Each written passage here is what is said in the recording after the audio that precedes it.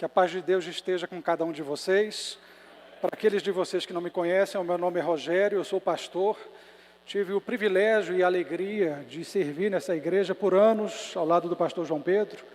E se eu estou aqui hoje para pregar, é porque o pastor João Pedro vive aquilo que ele prega.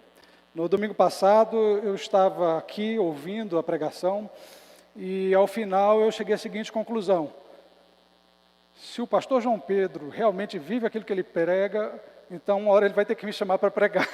E no final do culto, o pastor João Pedro veio, olha, eu gostaria que você pregasse domingo que vem. Eu falei, então, esse é um homem que vive aquilo que prega, graças a Deus. A palavra realmente, primeiramente, ela precisa falar o pregador. E quando fala, a palavra é viva e ela transforma vidas e ela traz resultados. Eu quero compartilhar com vocês alguma palavra sobre planejamento, planejar na dependência de Deus.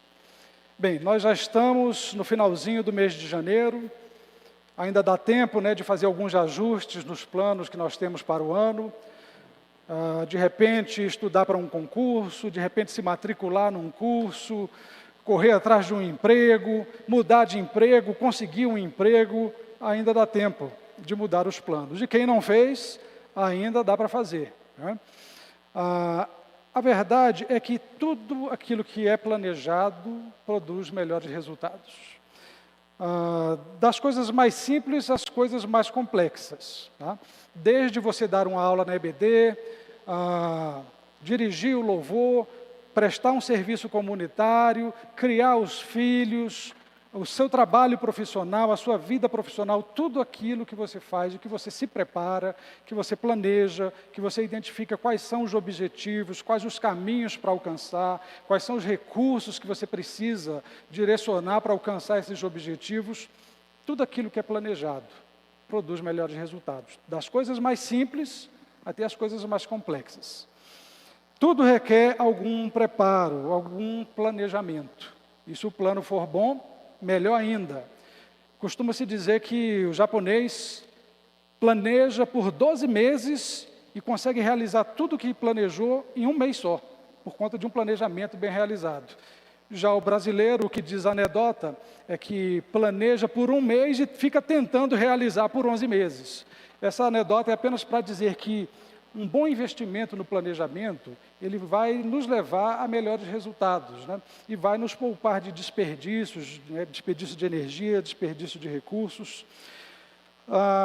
Talvez essa palavra planejar, planejamento, cause um pouco de arrepio para algumas pessoas, seja um peso de decisão muito grande. Decidir não é uma coisa que eu gosto muito de estar me envolvido, mas existe um ditado que diz que não planejar já é uma decisão. Se você diz, olha, eu não quero planejar, porque tem que decidir, você já tomou uma decisão. E quando nós não planejamos, nós estamos no caminho de não conseguir realizar os objetivos. Um outro ditado que diz assim, que quem não planeja, planeja fracassar. A verdade é que quem não planeja dificilmente vai realizar qualquer meta ou alcançar qualquer objetivo. E hoje o pastor João Pedro então me pediu para compartilhar alguma palavra com os irmãos sobre planejar na dependência de Deus. Para alguns isso pode ser, dependendo da sua fé, da sua doutrina, isso pode ser até meio contraditório, porque algumas pessoas acreditam que depender de Deus é não fazer nada. É não planejar, é não se preparar, é apenas esperar aquela provisão abençoada de Deus. Como diz a música popular, deixa a vida me levar. Deus, ou um ditado que nós costumamos muito usar no meio evangélico, Deus proverá, mas usamos isso e sem nos prepararmos. Na verdade, Deus quer que nos planejemos, Ele proverá, porque o que produz resultados, no fim das contas, é a vontade de Deus e a decisão de Deus. Mas nós precisamos, como responsáveis diante de Deus, estar preparados para aquelas decisões que nós vamos tomar. Esse ditado ou essa filosofia de deixa a vida me levar é uma filosofia equivocada. O próprio cantor que canta essa música popular, Ele mesmo reconhece, está lá na letra da música, eu não sei, eu não conheço a música, por isso fui lá consultar, o que é isso que ele quer dizer com deixa a vida me levar? E ele chega à conclusão seguinte, ele vai viver aos trancos e barrancos. Então, se nós não nos planejamos, se nós não nos organizamos, a vida vai ser uma sucessão de fatos caóticos. Por isso, nós temos que planejar, nós temos que nos organizar, sempre submetendo os nossos planos à vontade de Deus. O próprio Jesus nos ensinou que nós devemos planejar. A lição de Jesus é que ninguém começa a construir uma casa sem antes sentar e calcular os custos para construir, para que não aconteça de que, não conseguindo terminar, alguém passe e diga, aquele ali planejou, começou, mas não conseguiu terminar. Teve iniciativa, mas não teve acabativa. O próprio Jesus nos ensina a planejar. Nós vamos ver também na Bíblia Sagrada diversos homens de Deus planejando. Nós vamos ver, por exemplo, Paulo. Paulo planejava, ele planejava ir a Roma, planejava chegar com o Evangelho até a Espanha. Em Atos 16, nos diz que Paulo, numa certa viagem, ele queria chegar até a cidade de Bitínia, mas ele não conseguiu, ele só conseguiu chegar até Troade, que foi onde ele recebeu a companhia do seu, vamos ser aqui um pouco pleonásticos, né? Recebeu a companhia do seu companheiro Lucas, né? Mas ali em Troade, onde ele se encontrou com Lucas, o apóstolo Paulo teve uma visão de um homem macedônio, que apareceu para ele, roupas gregas, né? Típicas gregas, e disse, passa a Macedônia e ajuda-nos. Então, Paulo tinha um plano. Ao sair para a segunda viagem missionária, ele teve um plano, ele compartilhou esse plano com Barnabé. Ele disse assim, Barnabé, vamos voltar e confirmar a fé naquelas cidades onde nós já fundamos igrejas. Olha o plano de Paulo. Ele tinha um objetivo, ele tinha um plano. Muitas vezes nós somos tentados a acreditar que quando o Espírito Santo falou à igreja, separe Paulo e Barnabé para a obra que os tenho chamado, eles foram levados como pelo vento. Aliás, é um trocadilho, né? Porque no hebraico a palavra vento e espírito é a mesma coisa. Então, como se tivessem sido levados pelo vento. Na verdade, sim, o que determinou a partida de Paulo e Barnabé e o sucesso deles naquela missão foi a vontade do Espírito Santo. Mas houve um plano. Na segunda viagem, inclusive, ele fala, vamos voltar e visitar as igrejas nas quais nós pregamos o Evangelho. Houve um plano. O próprio Deus tem planos. Você sabia disso? O próprio Deus tem planos. Então, planejar é algo que é conforme a natureza de Deus. Por meio do profeta Jeremias, Deus diz, só eu conheço os planos que tenho para vocês. Prosperidade e não desgraça. E um futuro cheio de esperança. Olha o plano de Deus para a sua vida. Deus tem planos de paz, um plano de prosperidade e de um futuro cheio de esperança para você. Às vezes nós estamos vivendo dias tão caóticos, né, que as pessoas simplesmente não conseguem mais planejar, não sabem o que vai ser amanhã, e de fato nenhum de nós sabe. Mas as pessoas às vezes deixam de planejar, deixam de tentar ter alguma programação na sua vida por conta do desespero. Mas nós, como cristãos, como filhos amados de Deus, temos que renovar a nossa fé, porque existe um plano de Deus para nós. E esse plano é um plano de prosperidade e não de desgraça. É um plano, um futuro cheio de esperança para nós. Isso deve nos renovar a fé, deve nos renovar a alegria, deve nos fazer andar confiantes na presença de Deus. Na carta de Paulo aos Efésios, o apóstolo Paulo também nos fala a respeito do plano de Deus, agora de um plano eterno.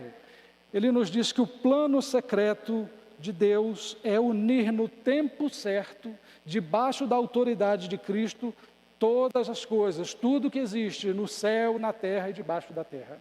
Existe um plano eterno de Deus que vai se cumprir em Jesus Cristo. Então vejam, planejar é segundo a própria natureza de Deus. Portanto, você não vai estar em pecado se você planejar. Você vai estar, muito pelo contrário, reproduzindo um pouco da natureza de Deus na sua vida. Por outro lado, nós temos algumas pessoas que acham que podem planejar tudo tão minuciosamente, né, e tão profissionalmente, que a qualidade do seu planejamento vai lhe garantir todos os resultados. Ele previu tudo, previu todos os imprevistos, é um plano excelente. Então, aquilo traz uma confiança em si mesmo tão grande que às vezes se esquece de depender de Deus. Tem planos, mas esquece de confiar em Deus, que é o segredo do sucesso. Então, nesse sentido, eu gostaria de compartilhar com vocês a palavra que está em Provérbios 16, versículos 1 a 9. Abra sua Bíblia ou carregue, se você a tiver eletrônica. Nós faremos juntos essa leitura. Provérbios, capítulo 16, versos de 1 a 9, e leremos também os versos 32 e 33. A Bíblia diz assim: as pessoas podem fazer planos, porém é o Senhor Deus quem dá a última palavra. Você pode pensar que tudo que faz é certo, mas o Senhor julga as suas intenções. Peça a Deus que abençoe os seus planos e eles darão certo. O Senhor fez tudo para certos fins, e o fim dos maus é a desgraça. O Senhor detesta todos os orgulhosos. Eles não escaparão do castigo de jeito nenhum. Quem é bom e fiel recebe o perdão do seu pecado, e quem teme o Senhor escapa do mal. Se a nossa maneira de viver agrada a Deus, Ele transforma os nossos inimigos em amigos. Ser honesto e ter pouco é melhor do que ter muito lucro com desonestidade. A pessoa faz os seus planos, mas quem dirige a sua vida é Deus, o Senhor. Versos 32 e 33. Vale mais ter paciência do que ser valente. É melhor saber se controlar do que conquistar cidades inteiras. Os homens jogam os dados sagrados para tirar a sorte, mas quem resolve mesmo é Deus, o Senhor. Vamos orar? Senhor, obrigado pela Tua palavra, ó Deus, que o Senhor revelou a nós, palavra de salvação, mas também, ó Deus, palavra de graça e sabedoria, ó Deus, porque nela o Senhor nos deixou conselhos sábios, ó Deus, para vivermos a nossa vida na presença do Senhor. Nos ajuda, Senhor, abre o nosso coração e a nossa mente, para nós aprendermos um pouco mais, ó Deus, da Tua sabedoria nesta noite, em nome de Jesus. Amém. Amém. Então eu quero fazer com você um estudo desse capítulo. Tiraremos mais ou menos de cada versículo aí uma lição ou um princípio sobre como planejar na dependência de Deus. O primeiro versículo diz que as pessoas podem fazer seus planos, porém é o Senhor Deus quem dá a última palavra. Na tradução de Almeida, que alguns já têm gravadinha no coração, diz: o coração do homem pode fazer planos, mas a resposta certa vem de Deus. Então nós podemos fazer planos, mas Deus é aquele que dá a última palavra. Alguém resumiu esse princípio ou essa verdade da seguinte forma: o homem propõe, mas Deus dispõe. O homem planeja, mas Deus decide. E de fato, as pessoas podem fazer os seus planos. Aqui a Bíblia não está falando daqueles planos ruins ou planos mal elaborados. Esses aí já têm um destino certo, né? Normalmente vão dar ao fracasso, não conseguirão ser bem-sucedidos. Pode ser até que um plano mal elaborado consiga algum resultado, mas ordinariamente eles não chegarão a esse resultado. Mas aqui a Bíblia se refere aos bons planos. As pessoas podem fazer os seus planos, planos bem elaborados, consistentes, planos procedentes, mas quem vai dar a última palavra é Deus. Somente Deus é aquele que pode fazer os seus planos darem certo, pode determinar o meu sucesso ou o seu sucesso, o meu fracasso ou o seu fracasso. Por mais que nós tenhamos capacidade de planejar com clareza de visão, Deus é quem vai dar a última palavra. Então, o primeiro princípio que a Bíblia nos traz aí é que o homem propõe, mas Deus dispõe.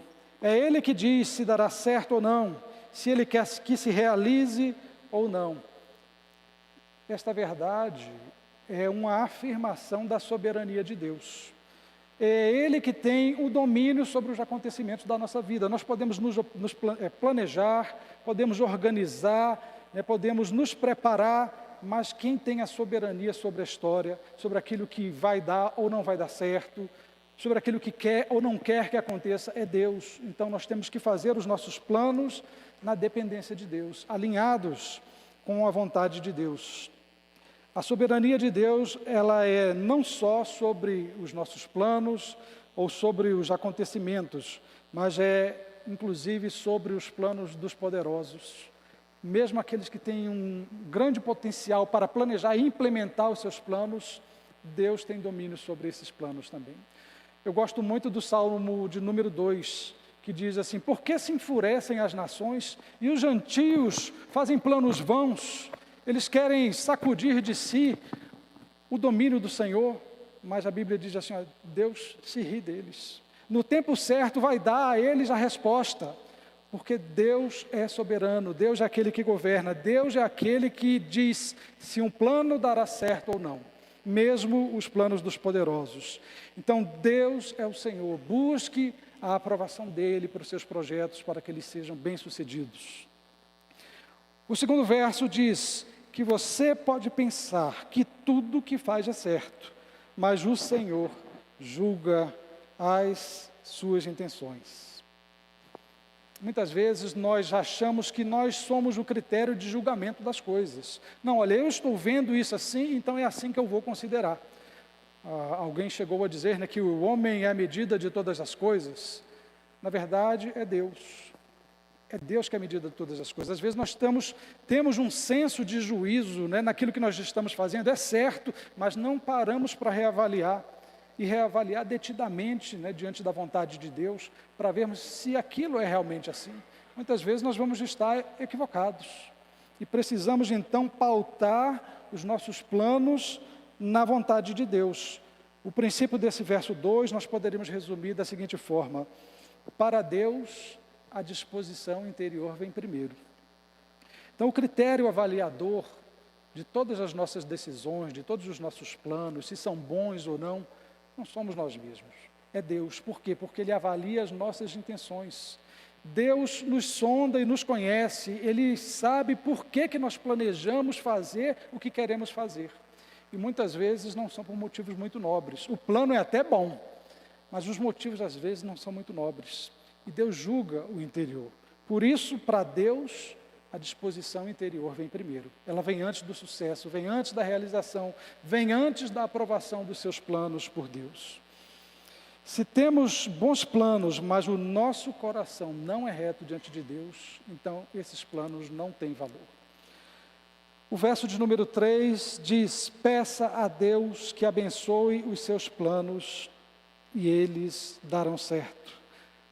A aprovação de Deus é que garante bons resultados. Você busca a Deus antes de planejar, antes de começar o seu dia, antes de começar a executar aquilo que você planejou. Coloque os seus planos diante de Deus e eles darão certo. É óbvio que se colocar os planos diante de Deus não é simplesmente um chegar e apresentar, está aí, já entreguei, fiz minha parte. Não. Colocar os seus planos diante de Deus é você analisar os seus planos, se eles estão conforme a vontade de Deus. Você vai colocar os seus planos, eles vão receber a luz de Deus e você vai avaliar aquilo à luz da vontade de Deus. Quando nós fazemos isso, a palavra de Deus nos garante: peça a Deus que abençoe os seus planos e eles darão certo. O verso número 4 diz: o Senhor fez tudo para certos fins, e o fim dos maus é a desgraça. Um versículo forte, uma afirmação forte essa, com palavra forte, mas ele também tem um princípio bastante interessante. Ele mais uma vez reafirma a soberania de Deus sobre todos os acontecimentos. Ele está dizendo que tudo se encaixa no plano de Deus. Que Deus já delineou os resultados de cada uma da nossa conduta. O texto não está propriamente afirmando que você vai agir assim e Deus vai lhe dar aquele fim. Não é isso. Está dizendo que Deus já, nas suas leis santas e justas, Ele já determinou que determinadas escolhas levarão a determinados resultados. Então nós precisamos alinhar a nossa vida, a nossa vontade, os nossos planos, com aquilo que vai levar a resultados bons, a resultados certos, né? A resultados dignos. Deus tem um propósito em cada coisa, e Ele aproveita até mesmo as coisas ruins que nos acontecem. Às vezes, quando na nossa vida cristã, na nossa vida diária, coisas ruins nos acontecem e não estava no plano, né? Não estava no plano. E aquilo nos causa uma certa decepção, às vezes algum desânimo também, e a gente começa a se questionar, será que o meu plano não foi aprovado por Deus? Será que eu não estou vivendo na vontade de Deus? Essas coisas nos trazem indagações. Nós somos humanos, elas nos trazem insucessos, nos trazem indagações.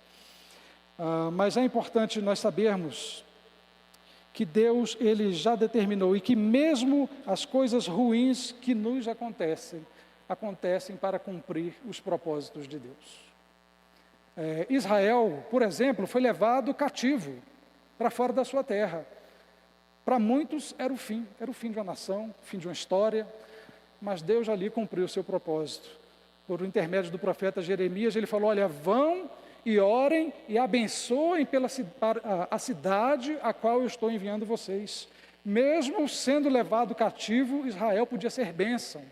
Então, aquilo que para muitos era simplesmente o fim de uma história, o fim de uma nação, Deus transformou aquilo em bênção para, inclusive, tornar aquele povo mais íntimo dele, mais conhecedor dele, mais fiel a ele. E ali no cativeiro, então, Israel aprendeu a adorar e cultuar realmente o único Deus que existe, o único Senhor. O verso de número 5, alguns versos desses parecem não dizer respeito a planejamento, mas à medida que nós vamos estudando a Bíblia, a gente vai ver que está tudo na mesma ordem, está tudo na mesma verdade, né? O verso de número 5 diz, o Senhor detesta todos os orgulhosos, eles não escaparão do castigo de jeito nenhum. Aqui o princípio é, planeje com humildade diante de Deus. Às vezes nós planejamos de forma soberba, mas nós temos que planejar com humildade. Planeja sempre sabendo que você depende da aprovação de Deus. Não seja presunçoso, não seja orgulhoso. Tem gente que só considera os seus planos, aquilo que ele quer alcançar, e desconsidera as pessoas, atropela todo mundo. Isso é orgulho, isso é presunção. E isso, a própria Bíblia nos ensina, que Deus é contra essas coisas. Isso é orgulho. O Senhor detesta todos os orgulhosos. Às vezes nós achamos, não, mas eu sou queridinho de Deus. Eu já confessei a Cristo como meu Senhor e agora eu posso andar assim. Então, não. Uma das coisas mais maravilhosas da Bíblia é que Deus não faz acepção de pessoas. Se o ímpio for orgulhoso, Deus não se agrada. E se você que também teme ao Senhor se tornar orgulhoso, Deus também não se agrada disso. Então faça planos com humildade, considere as pessoas, os demais que lhe auxiliarão na execução do seu plano, no desenvolvimento daquilo que você planejou, considere essas pessoas, trate elas com dignidade. Isso é um plano bem executado, não apenas um bom plano, mas um plano executado com dignidade. Então, não seja orgulhoso, seja humilde diante de Deus. No livro de Provérbios ainda, capítulo 3, verso 5, a Bíblia nos ensina o seguinte, confie no Senhor de todo o teu coração, e não te estribes, não te orgulhes, não confies no teu próprio entendimento. Normalmente, quando nós nos tornamos orgulhosos, é porque nós chegamos a um ponto de nos achar autossuficientes. Mas a Bíblia nos diz, não te estribes no teu próprio entendimento. Se estribe ou se baseie, confie, é no Senhor. A tua confiança tem que estar no Senhor, e aí o Senhor vai se agradar de você. O verso de número 6 diz, quem é bom e fiel, recebe o perdão do seu pecado, e quem teme o Senhor, escapa do mal. Interessante esse versículo, parece que mudou de assunto, né? Não está mais falando de planejamento, de um plano submisso a Deus, mas está. O princípio por trás desse versículo é: persevere honestamente. Não apenas persevere, mas persevere honestamente. Às vezes as coisas não vão dar certo. Isso não quer dizer que o seu plano não é bom. Assim como às vezes as coisas dão certo e não quer dizer também que o seu plano é ruim. Esse trecho, essa afirmação da palavra de Deus, ela nos ensina que nós devemos ser persistentes para enfrentar as adversidades. Haja sempre de um modo correto e fiel. Não dê jeitinhos. Se um homem é bom e fiel, ele recebe o perdão do seu pecado. E o que tem a ver o perdão do pecado, né, ao tratar de planejamento? Eu me questionei muitas vezes isso essa semana. E meditando nisso, eu cheguei à seguinte conclusão: até os seus erros durante o caminho, ao você executar o seu plano, seja ele qual for, seja o seu plano pessoal, seja o seu plano ministerial, seja o seu plano de serviço ao Senhor, plano de trabalho, plano de estudo, seja qual for, até os seus erros durante o caminho, Deus vai perdoar, porque Ele sabe que você fez com integridade de coração. Então, se um homem é bom e fiel, ele recebe até mesmo o perdão dos seus pecados. Até os seus erros na execução, Deus, deixa isso para lá. Você fez um bom trabalho, você fez de coração, você fez em santidade e justiça. Que lindo isso, né? Mostra como Deus tem um coração, um tamanho que não dá para a gente dizer, né? Quem é bom e fiel recebe o perdão do seu pecado. Se na execução dos seus planos que você submeteu à vontade de Deus, até os erros que você comete, Deus desconsidera. Às vezes nós planejamos fazer alguma coisa na igreja, não só pregar, dar uma aula de escola bíblica, ou prestar um serviço comunitário de solidariedade, e as coisas não dão certo. No final do ano, tivemos um grupo, né, tentando fazer uma ação solidária, as coisas desencaminharam, não deram certo. E às vezes a gente pensa assim, Deus não aprovou? Não, mas veja, quando você procede bom e retamente diante de Deus, até as suas falhas, Deus deixa isso para lá. Importa que você fez de coração, sabe? Você sujeitou os seus planos a mim. Se houve falhas, está perdoado, está perdoado.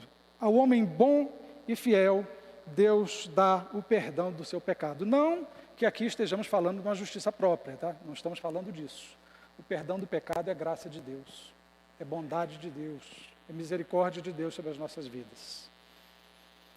Verso de número 7 diz: se a nossa maneira de viver agrada a Deus, Ele transforma os nossos inimigos em amigos.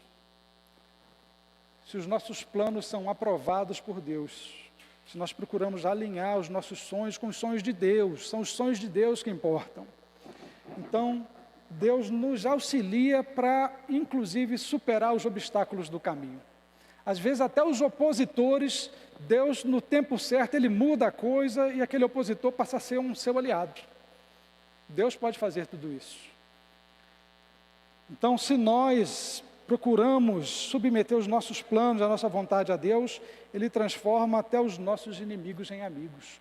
Até os percalços do caminho, que às vezes nós damos tropeçadas no caminho, erramos, às vezes caímos, tem que levantar de novo e continuar a caminhada.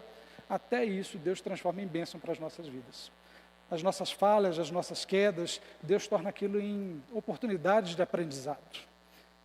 E como é bom, né, quando a gente vai adquirindo em Deus a maturidade de olhar para os nossos erros. Não apenas com sentimento de culpa. Fala, puxa, como é que eu fui poder fazer aquilo, um erro daquele tamanho, né? Mas a gente passa a ter o coração leve, fala, não, Deus usa até aquilo em que eu errei para me ensinar. Quando os nossos planos estão na presença de Deus, quando os nossos caminhos estão alinhados, ou nos esforçamos para alinhar os nossos caminhos com a vontade de Deus. Verso de número 8, um outro princípio muito interessante. Ser honesto e ter pouco é melhor do que ter muito lucro com desonestidade. Olha o princípio desse versículo. Resultados grandiosos não significam a aprovação de Deus. A gente fazer coisas, seja na igreja, seja em qualquer lugar, coisas que visualmente, né, nos põem em posição de destaque, causam alguma impressão, às vezes julgamos que por isso, então, a gente está alinhado com a vontade de Deus. Resultados grandiosos nem sempre significam a aprovação de Deus. Assim como, às vezes, resultados menores nem sempre significarão que Deus não está aprovando. Às vezes você está fazendo aquele trabalho, dito trabalho de formiguinha na igreja, né? Deus colocou no seu coração fazer aquilo, e você faz com dedicação, você faz com zelo, você faz com amor ao Senhor. Não vai ser um resultado brilhante que vai todo mundo observar, mas aquele que é o único público-alvo que interessa, que veja o que você está fazendo, que é Deus, viu, aprovou, e Ele vai honrar você. Ele se sente alegre e satisfeito, servo bom e fiel.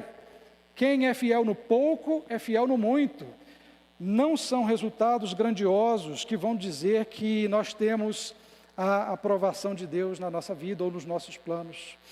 O Senhor prefere integridade a resultados materiais. Às vezes a gente está achando que Deus está tão preocupado só que a gente produza um resultado final, mas como é que nós estamos produzindo esse resultado? É com dissensão, é com discórdia, é com coração pesado? A Deus interessa muito mais como é que você está produzindo esse resultado. Ele quer o resultado também, mas interessa muito mais como é que você está produzindo esse resultado. Você está com o coração alegre em servir a Deus, ou em fazer tal e tal coisa? Deus se interessa muito mais pela integridade do que por resultados materiais. O principal resultado é em você, é a adoração que aquilo produz na sua vida, é o seu coração encurvado e glorificando a Deus e produzindo também resultados em favor dos outros e alegrando a Deus.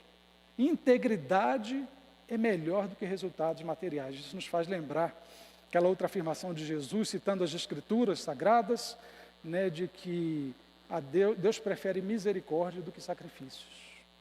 Ele prefere a intenção do coração, um coração não necessariamente totalmente perfeito, mas um coração que está ali inclinado a fazer a vontade de Deus. Temos nossas imperfeições, mas eu quero fazer, ó Deus, a tua vontade.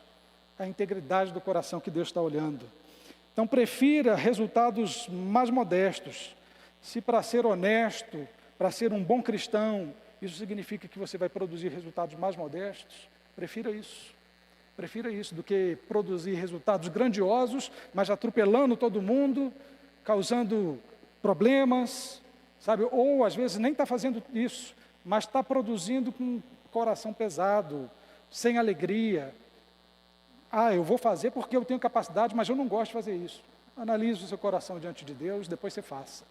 É assim que Jesus disse, né? Você vai dar uma oferta no altar, analisa primeiro o seu coração aí, se tiver que consertar alguma coisa com alguém, você conserta, depois você vai no altar e entrega a tua oferta. O resultado Deus quer, mas primeiro o coração. Primeiro o coração. O plano bem-sucedido diante de Deus é aquele plano feito com integridade de coração diante do Senhor. Verso de número 9. A pessoa faz seus planos, mas quem dirige a sua vida é Deus, o Senhor. Busque conhecer a direção de Deus para a sua vida, a vontade de Deus para a sua vida. Você ora antes de planejar, você ora antes de começar, fala de planejamento. Você ora ao fazer os seus planos, você ora antes de começar uma tarefa, antes de, mesmo de colocar no coração um desejo de fazer algo, você ora, Senhor, é a tua vontade que eu faça isso? Eu já tive muitos planos frustrados, eu gosto de planejar. Marlene está aqui e sabe que eu sou meio inquieto com essas coisas, eu quero fazer a vida valer a pena. Mas nesse muito planejar, tive planos frustrados. Ela é testemunha disso. Mas ela também é testemunha que eu tive planos bem-sucedidos e abençoados por Deus. E a gente tem que ter essa paciência e perseverança, né? Buscando sempre conhecer a vontade do Senhor. Não sejais negligentes, mas procurai conhecer a vontade do Senhor. Nesse mundo apressado, muitas vezes a gente é absorvido, né, consumido pelo automatismo. Já chega, opa, eu sei fazer, vai fazendo e pronto. Senhor, O senhor quer que eu faça isso mesmo? O senhor quer que eu vá a tal lugar? O senhor quer que eu diga essa coisa que eu quero dizer? É a hora de ensinar isso que eu quero ensinar, ou o senhor quer que a questão amadureça primeiro? Me ensina, Senhor, a tua vontade. Me ensina o teu quê e me ensina o teu quando. Tá? Me dá visão espiritual para eu poder viver a tua vontade. Faça os seus planos buscando a vontade de Deus para a sua vida. E eles darão certo. Eles darão certo. Você vai deixar de desperdiçar tempo, recurso, com coisas que às vezes não são para você. Às vezes são e você é negligente, mas às vezes você quer ser mais diligente do que é o caso. Busque a vontade de Deus para a sua vida. E agora saltando lá para o final do capítulo, né, porque eu não quero abusar da paciência de vocês aqui, com 33 princípios para a vida cristã, para o planejamento cristão. Não dá, né, pastor? Vamos abreviar. Verso 32. Vale mais ter paciência do que ser valente. É melhor saber se controlar do que conquistar cidades inteiras. Princípio: persiga os seus objetivos com paciência. Ter paciência é melhor do que ser valente. Às vezes a pessoa é impetuosa, né? É bom ter ao nosso lado, às vezes, pessoas que tenham aquele dinamismo para chegar e realizar as coisas. Eu gosto disso, isso é bom. Mas às vezes o nosso ímpeto não consulta a Deus. Então nós temos que entender esse princípio da palavra de Deus. Ter paciência é melhor do que ser valente. Dizia já aquele velho comercial, né, de pneumáticos. Potência não é nada sem controle. Talvez alguns de vocês não sejam dessa época, alguns se lembrem. Um certo fabricante de pneus, ele usava esse slogan, né, para a sua propaganda. Ele dizia assim: potência não é nada sem controle. Aí passava aquele carrão no comercial, uma potência enorme, mas o carro não se sustentava, era um carro que não tinha estabilidade no chão. Potência não é nada sem controle. A palavra de Deus traz um princípio correlato, mas superior, dizendo: ter paciência é melhor do que ser valente. Seja paciente e se controle. Os resultados virão com o tempo. O amor produz muita coisa, mas já a arrogância e valentia só causam destruição. Eu lembro aqui as palavras do apóstolo Tiago, que disse: pois onde há inveja e sentimento faccioso, sentimento de separação, de briga, de contendas, há também confusão e todo tipo de coisas mais. Então nós precisamos de longanimidade, aquele ânimo um pouco mais longo. Seja paciente, as coisas acontecerão no tempo de Deus. Você tem um plano, mas quem dá a última palavra é Deus. Então, se não aconteceu ainda, é porque Deus não deu a palavra final dele. Eu vou aguardar no Senhor, espera, pois, no Senhor. Vamos esperar em Deus, ter paciência. A nossa paciência tem por fundamento não que sejamos lentos, né, mas uma confiança sem medida em Deus. Procure pôr os seus planos em prática com paciência. Não vá com muita sede ao pote.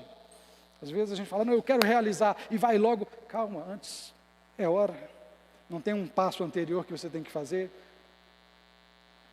Com paciência. Uma paciência fundada no temor a Deus. A palavra nos diz em Eclesiastes 9:11: nem sempre são os corredores mais velozes que ganham as corridas. Nem sempre são os soldados mais valentes que ganham as batalhas. Fez lembrar um hino, não fez não, meu pastor?